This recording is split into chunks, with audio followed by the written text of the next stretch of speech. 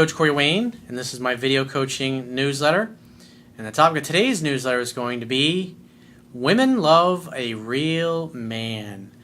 Well, today I've got an email from a woman who writes in and she basically found my work after she was trying to figure out. There was 3 different guys that she's met over the past year. 2 of them she's dated. One of them, this guy she really dug and was really into. And she didn't really understand at first why he was so into her, but he was unavailable. He had a girlfriend.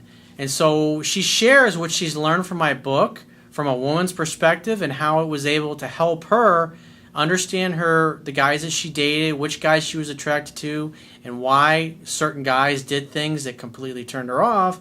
Because now she feels that she's in a much better position to date and attract the kind of guy that she really wants, instead of just basically being run by her emotions and not understanding why certain guys she finds attractive and other guys turn her off.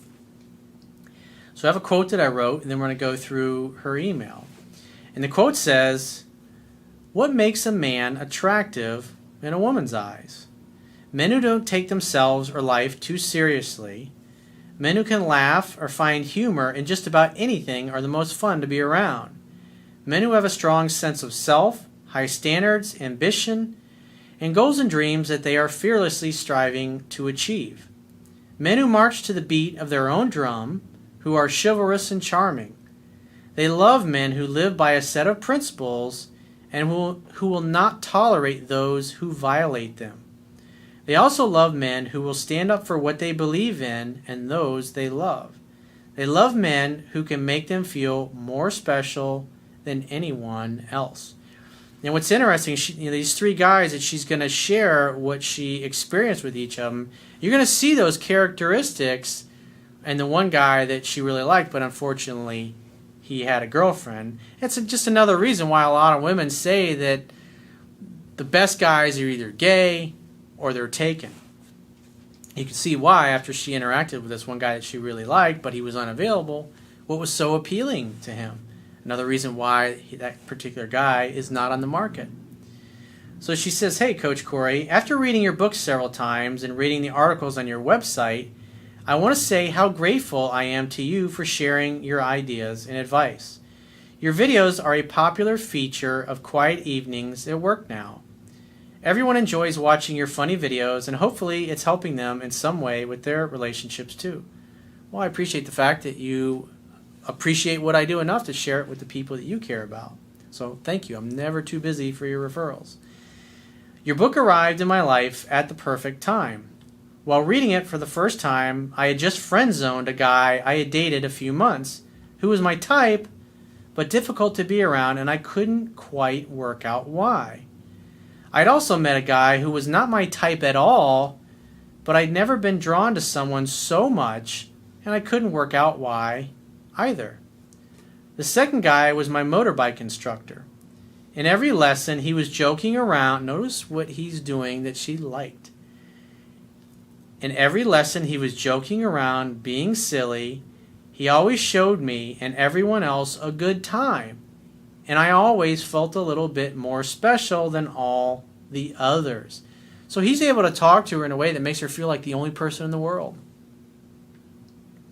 "He was decisive, and he'd keep me in check if I were screwing up. He took care of everything.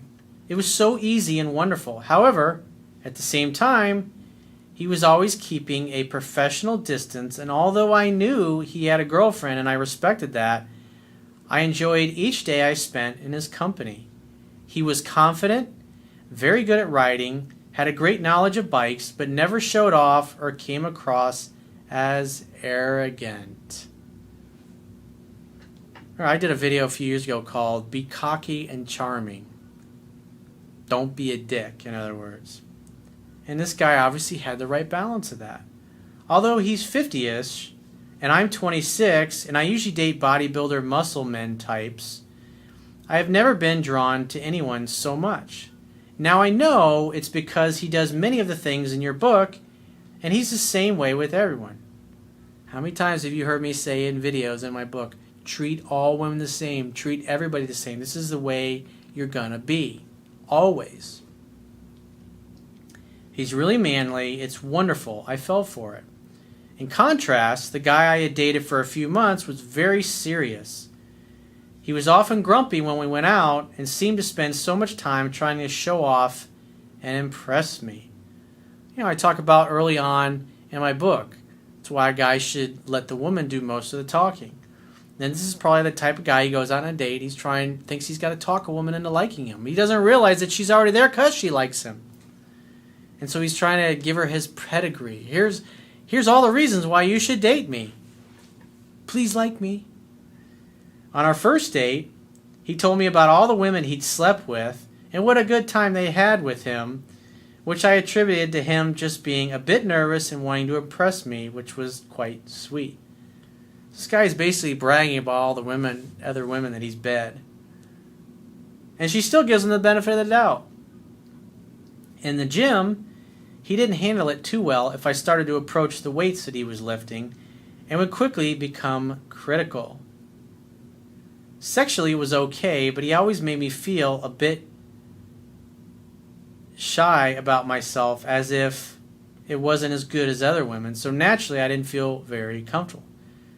Remember, women want to feel safe and comfortable, and he obviously wasn't doing that. Hence, why he got friend-zoned.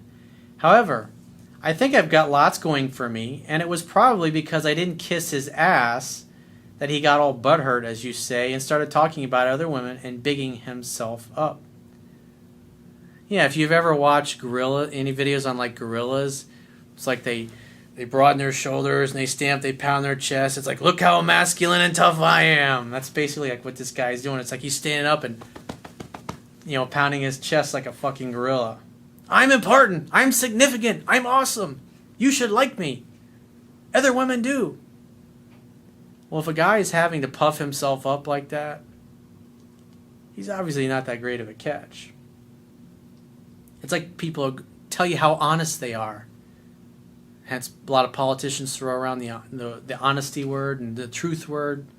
When you hear a politician talking about how honest they are or how truthful they are, that's when you know, hey, this guy's full of shit. After reading your book, I now know this was my way of testing him. I had a feeling it would piss him off if I didn't respond to his, look at how good I am at this, demos. So naturally, I did it more. Interesting. She's aware of it. She was aware that it pissed him off, and yet she did it to piss him off because it made him come unglued and uncentered because he was displaying weakness. That's what women do. They can't help it. It's just funny. It's humorous. They needle a guy a little bit about something he's insecure about, and predictably he blows up a certain way. It was a shame, though, as he was really a great guy, great-looking, confident, beautiful body, had nice motorbikes, and had loads going for him. He just didn't seem to know how to be with me, and ended up saying mean and upsetting things all the time. Unfortunately, I made the mistake of getting emotionally attached to this guy, so I felt quite hurt a lot of times, and it was a bit of an emotional few months. I tried so much to communicate with him about the things he did that upset me, but it didn't get us anywhere. It's obvious this guy did not understand women. He did not understand what you're trying to communicate with him. And at the end of the day, it's not your job to fix him. He'd blame me, say I was emotionally cold, I had issues, I'm insecure, it was my fault, etc. So I moved on and have never looked back, thanks to your book. Good for you. You go, girl. I've learned to look out for the signs of a guy I don't want in my life early on, and now I date several guys at a time, although unfortunately I'm having lots of first dates with 97%ers, and I know that when I meet my man or men, we're going to have a great time. Without the first guy, I wouldn't have found your book or have my beautiful bike. I told him he will keep on upsetting every woman he meets if he carries on behaving this way, and he bought your book. Awesome, good for him. Thanks for the referral, by the way. Then I wished him the best of luck. Without motorbikes, I would never have met the second guy and found out how wonderful it feels to be around a man who knows how to take care of stuff. Thank you so much. You know what? Thanks for sharing. That was awesome to hear once again from a woman's perspective, and how what you learned from me has helped you and has giving you more tools to help you in your dating life and have a better quality relationship and attract better quality people into your life. So if you'd like to get my help personally, the quickest way is to book a paid phone, Skype, or email coaching session. You can choose any of those options by going to my website, clicking the products tab at the top of your screen, and just follow the instructions for booking whichever option works best for you. And I will talk to you soon.